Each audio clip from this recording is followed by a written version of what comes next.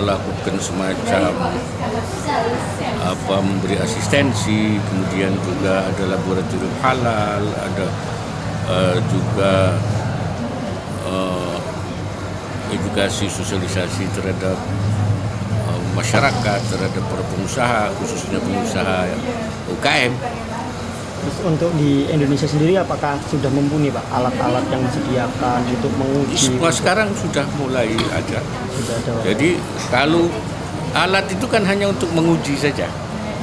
Sertifikasinya sebenarnya lebih pada spesifikasi. Ini terdiri dari apa, kemudian ada internal audit dan external audit, kemudian nanti kalau ada yang meragukan baru di lab. Di lab itu sebenarnya untuk pengujian sampel. Sertifikasi sendiri itu gratis atau ada biaya Pak? Sebenarnya tidak ada biayanya biaya ongkos petugas saja. Seberapa besar itu Pak untuk mendapatkan label halal itu Pak? Saya kira tidak besar. Malah kalau untuk UKM itu ada yang nol.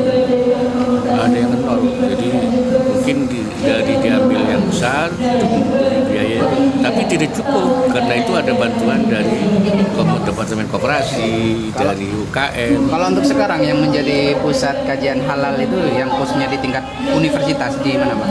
Universitas itu yang ada IPB saya dengar itu. Kemudian Pasundan sudah mulai ada. Kemudian di beberapa universitas swasta sudah mulai ada kajian ilmu.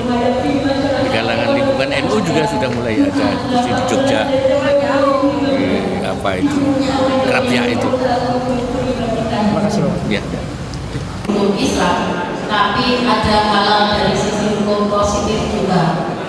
Dan dari ranah halal inilah kalau kami dari Fakultas Hukum menarik satu benang merah bahwa di kitab Undang-Undang Hukum Perdata sendiri juga dicantumkan 1320 KUH Perdata itu mencantumkan kausa yang halal. Maka disinilah bentuk bahwa Islam itu sesungguhnya rahmatan lil alamin, bukan hanya sekedar rahmatan lil mukminin saja.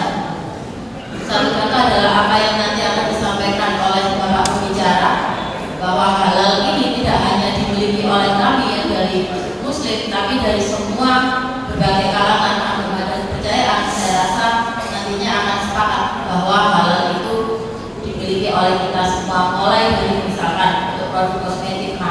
Ada cara-cara lebih mudah, kemudian harus ada masyarakat Indonesia yang mayoritas Muslim itu. Terus mungkin komentar dari Bapak sendiri soal UKM sendiri Pak, bagaimana agar mereka itu mau tergerak untuk bisa mengurus pertama itu Pak? Tentu sosialisasi. Ya walaupun ada keharusan, tetapi kan tidak bisa sekaligus. Jadi harus ada sosialisasi, harus ada edukasi. Nah yang kedua, sampai mereka mampu membangun dirinya sendiri. Selama ini kerjasama yang dibangun dengan universitas itu seperti apa Pak? Saya kira sekarang itu memang hampir semua perguruan tinggi baik negeri maupun swasta ada laboratorium halal, karena kebutuhan dan juga menyongsong era di mana sertifikasi halal itu menjadi kewajiban mandatory 2017. Yang saya katakan tadi sekarang baru 15%, nanti berarti harus tambah 85%. Maka tenaga auditor itu sangat diperlukan banyak sekali itu, dan itu pasti mereka yang berpendidikan. Ya, juga masalah-masalah yang sifatnya tentu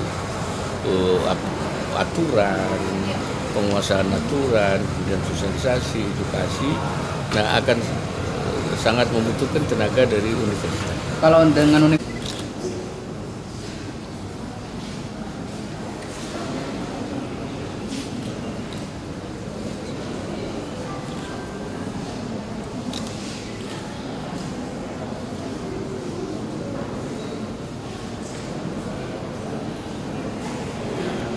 World Halal Food Council kepada